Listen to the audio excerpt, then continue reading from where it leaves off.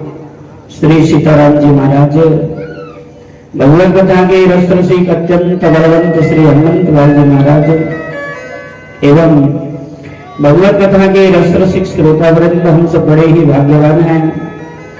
ये पावन अयोध्या तीर्थ क्षेत्र में याव के पवित्रतम ग्राम माया भिकरी में आयोजित सप्त दिवसीय ज्ञान सत्र सप्ताह ज्ञान महायज्ञ का आज प्रथम सत्र प्रथम दिवस रात्रिकालीन वेला में हम सभी उपस्थित हैं।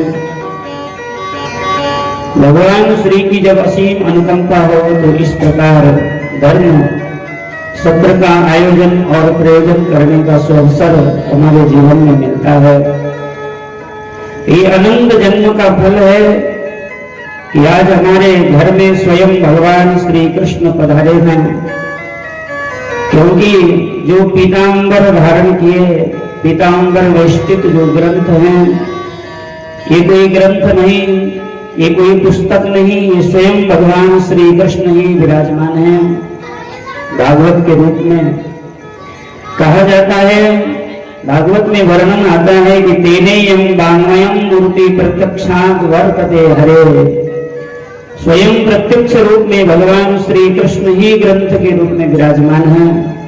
तो हमारे पूर्वजों के आशीर्वाद से, भगवान की महती कृपा से आज हमारे पवित्रतम द्वार में भगवान श्री कृष्ण ग्रंथ के रूप में पधारे हैं। हमारे मुख्य जजमान परीक्षित स्वरूप श्री शालिग्राम सिंह जी और उनकी सहचरी धर्मपत्नी श्रीमती निर्मला सिंह जी और उनके समस्त परिवार, उनके समस्त पुत्र पौत्र द्वारा आयोजित श्रीमद् भागवत सप्ताह ज्ञान महायज्ञ आज ये पवित्रतम मास में, क्योंकि ये माह भी बहुत ही पवित्र है, फाल्गुन मास में ये पवित्रतम बेला है। और जिस बेला में भगवान श्री राम भद्र पधारे थे, जिसमें न अति शीत है न अति घाम है, ऐसे पवित्रतम वसंत ऋतु के पावन पर्व पर श्रीमद् भागवत कथा हम सभी आज से लेकर 7 दिनों तक श्रीमद् भागवत की कथा श्रवण करेंगे। देखिए, श्रीमद् भागवत श्रवण करने के लिए 3 वस्तु की आवश्यकता होती है। सर्वप्रथम हमारे मन में इच्छा जागृत हो कि हम भागवत कथा सुने। हमारे अंतःकरण में सुंदर इच्छा हो, संकल्प हमने लिया है, तन्मे मनः शिव संकल्पमस्तु। सबसे पहले हमारे अंदर इच्छा जागृत हुई कि हम भागवत सुने। फिर उस इच्छा की पूर्ति के लिए हमें प्रयत्न करने की आवश्यकता होती है। एक इच्छा हुई, फिर आपने उस इच्छा पूर्ति के लिए प्रयत्न प्रारंभ किया। जो आपने प्रयत्न किया, अयोध्या गए, हम सबको बुलाया और यहाँ पर तमाम व्यवस्था की और अपने बंधु बांधव सभी को निमंत्रण देकर बुलाया कि आइए भागवत कथा श्रवण करिए। तो हमने इच्छा की, उस इच्छा की पूर्ति के लिए हमने प्रयत्न किया। इच्छा भी हो और प्रयत्न भी हो। यदि श्रीमद् भागवत कथा सुनने के लिए भगवान की यदि कृपा न हो, भगवान यदि कृपा न करें, तो इच्छा होते हुए भी और बहुत सारा प्रयत्न करने के बाद भी भागवत की कथा हम नहीं श्रवण कर पाते हैं। सबसे मुख्य है कि हमारी इच्छा हो, इच्छा पूर्ति के लिए प्रयत्न किया जाए और उसे सिद्ध करने के लिए स्वयं भगवान की महती कृपा हो, उनकी इच्छा हो, भगवान की कृपा हो, करुणा हो, वात्सल्य हो, तभी हम श्रीमद् भागवत की कथा श्रवण कर सकते हैं। क्योंकि संसार में सभी कार्य पुरुषार्थ से मिलता है, अपने प्रयत्न से, इच्छा से, सामर्थ्य से, मेहनत से, लेकिन श्रीमद् भागवत की कथा तो कृपा साध्य है।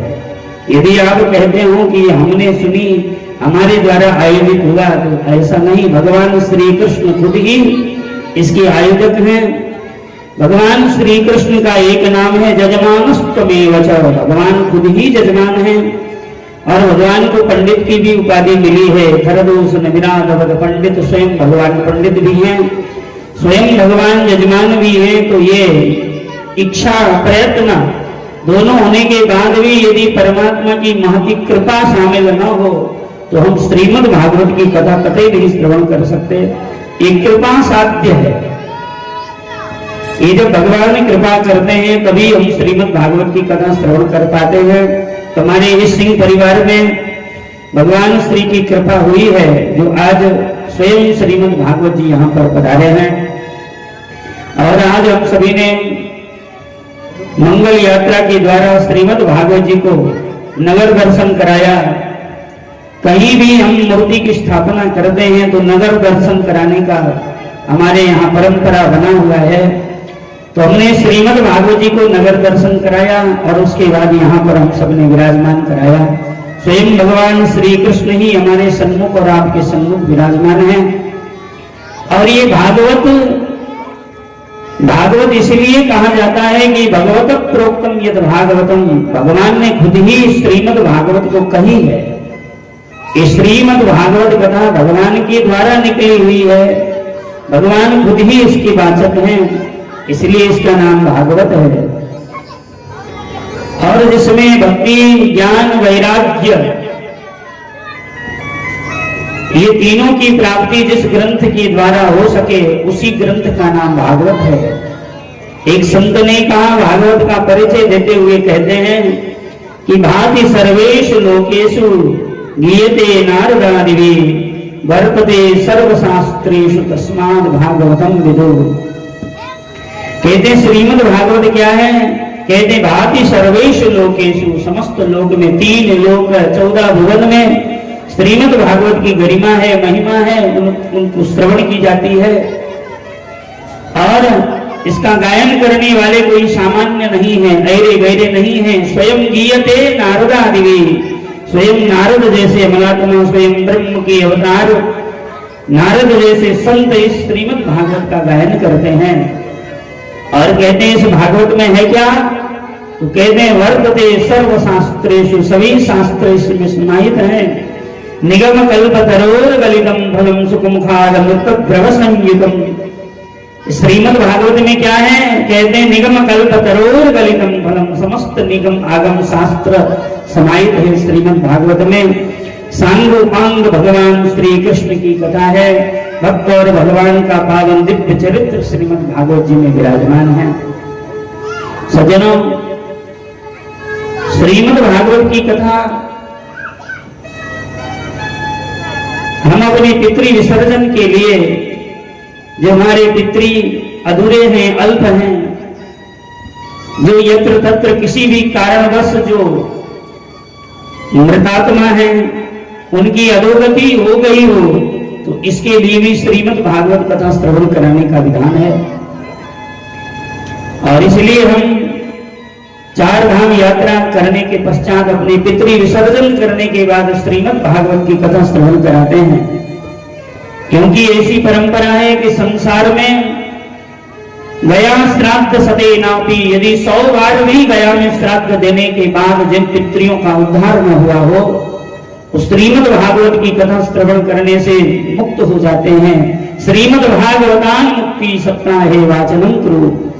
श्रीमद् भागवत कथा वह है कि जो 100 बार गया में श्राद्ध करने के बाद जिन पितरियों का उद्धार नहीं हो पाता, वह भी श्रीमद् भागवत कथा श्रवण करने से मुक्त हो जाते हैं। इस ध्येय से, इस कारण से कि हमारे यहाँ किसी की अल्प मृत्यु हुई हो, किसी के पिता के रहते हुए पुत्र की मृत्यु हो गई हो, और इस प्रकार की अधोगति को प्राप्त हुए ऐसे हमारे पितरियों के उद्धार के लिए श्रीमद् भागवत की कथा श्रवण करने का प्रावधान है।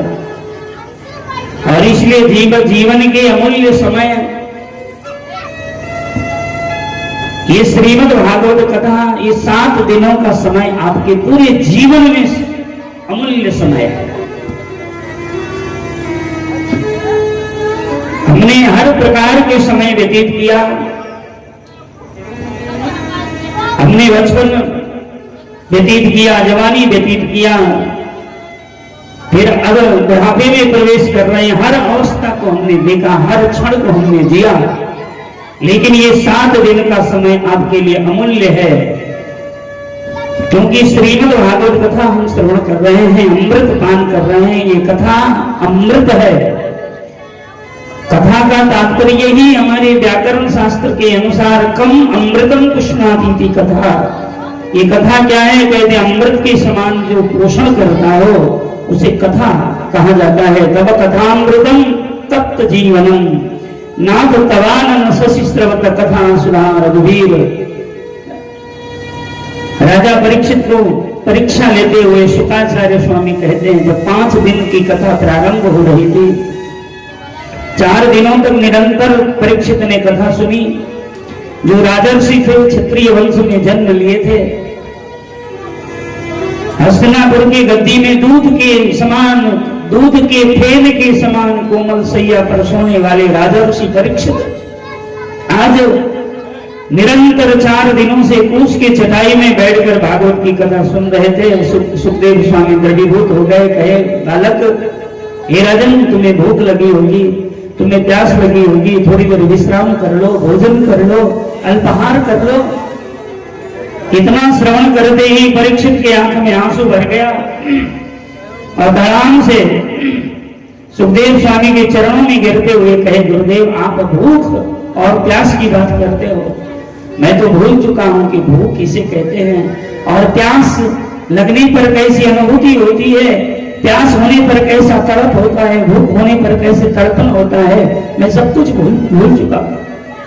गुरुवर, आपके मुखार बिंदु से जो अमृत निकल रहा है, नैसाति दुसहा छुनुमाम त्यक्तोजमपि बाधते दिगंतम तन मुखाम भोज चितम हरिकथामृतम।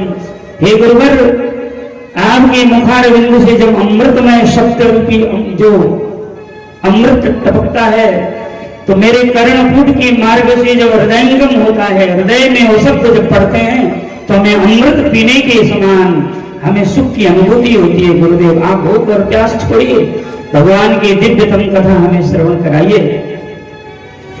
तब सुखदेव स्वामी प्रसन्न हो गए, कहते, राजन, मैं तो परीक्षा ले रहा था, तुम परीक्षा में बिल्कुल सफल हो गए। हे राजर्षि, तुम वास्तव में भगवान के परम प्रेमी हो, यज्ञाता नष्ट कीर्ति, तुम्हारे अंतःकरण में भगवान के प्रति प्रेम है और यही प्रेम प्रदर्शन हो रहा है। मैं आपको अवश्य कथा श्रवण कराऊंगा। तुम्हारे पूरे सिंह परिवार के लिए हर प्रकार का समय हमने जिया, लेकिन ये श्रीमद् भागवत महापुराण का जो समय है, जो 3 घंटा हम रहेंगे इस पांडाल में, ये सबसे अमूल्य समय है जीवन का। बार बार ऐसा क्षण नहीं आता है। कितना भी धन हमारे अंदर होते हुए, हमारे घर में कितना भी धन भरा हो, कितना भी संपत्ति भगवान ने दे रखी हो, लेकिन ऐसी मति बार बार नहीं देते हैं कि हम भागवत कथा श्रवण करें। और इसलिए मुक्त कंठ होकर के, मुक्त हाथ खोल करके श्रीमद् भागवत की कथा श्रवण करें, क्योंकि बार बार ऐसा समय नहीं आएगा। ये जीवन में पहली बार आप सबको सुलभ हुआ है। श्रीमद् भागवतकार कहते हैं, भाग्य उदय न बहुजन्म समरुजितेन और सत्संगमं च लभते पुरुषो यदा वै। ये सत्संग का जो अमूल्य समय है, ये बहुत ही कीमती समय है। इसलिए राग, द्वेष, ईर्षा, क्रोध, भय और हर प्रकार के विकार को त्याग करके भगवान श्री कृष्णमय होकर, भगवान श्री कृष्ण में सबकी ममता ताग बटूरी, मम पद मन ही बांधे जिंदूरी। भगवान श्री कृष्ण राधा कृष्ण के जुगल चरणों में अपने मन के सारे भाव को बांधकर इस 7 दिनों तक कृष्णमय होकर, देखिए, कथा सुनने का लाभ हमको तभी मिल पाता है जब हम कृष्णमय भक्ति में विभोर हो जाते हैं। भक्ति से ओतप्रोत हमारा सर्वांग होता है, तो ये भगवान श्री की कथा हमें रसीली लगने लगती है, स्वादिष्ट लगने लगती है। तो यही है कि हर प्रकार के विकार का परित्याग करके, क्योंकि भगवान कहते हैं जीवन में कितना भी पाप किया, कितना भी दुराचार किया, कितना भी कुछ किया, यदि हमारे ऊपर प्रभु की कृपा नहीं होती तो भागवत जी नहीं आते। जब भागवत आए हैं, इसका तात्पर्य यह है कि भगवान की कृपा हो गई है। भगवान श्री कृष्ण स्वयं भागवत के रूप में आपके घर में आकर विराजमान हो चुके हैं। ऐसे भी अयोध्या क्षेत्र है और जहां पर भागवत जी आते हैं, समस्त तीर्थ सभी प्रकार के देवी देवता यहाँ पर आते हैं। आपके इस पवित्र प्रांगण आज मथुरा के समान है और भगवान श्री राम के जन्मभूमि के समान पावन पवित्र ये भीटी आपके ये माया जो भीखी क्षेत्र है और आप हमारे शालिग्राम सिंह जी के पवित्र ये पावन जो आंगन है, ये भगवान श्री का दिव्य धाम है, क्योंकि यहाँ पर सारे देवता तीर्थ सबका आह्वान किया गया है।